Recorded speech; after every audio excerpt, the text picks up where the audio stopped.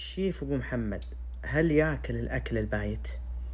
نعم، أكل الأكل البايت، والأكل البايت ما في أي شيء، بالعكس أكل لذيذ وطعم، وتقدر تصيغه بصياغات أخرى. ومين قال لك إن ما حد يأكل الأكل البايت؟ الأكل البايت كلنا ناكل الأكل البايت، المفروض إن ناكل الأكل البايت. هذا أجدادك واللحم ينشفونه ويبسونه، ما في ثلاجة ولا في لا ميكروويف. ثلاجة ولا ميكروويف، ولا هم يحزنون، ولا حتى ثلج يمكن ما عندهم مساكين ذيك الأيام. فالواحد يشكر النعمة، حنا في نعم، والله نعم لله الحمد. يعني أسأل الله أن لا تزول هذه النعم اللذيذة من الأرز واللحوم والطيبات.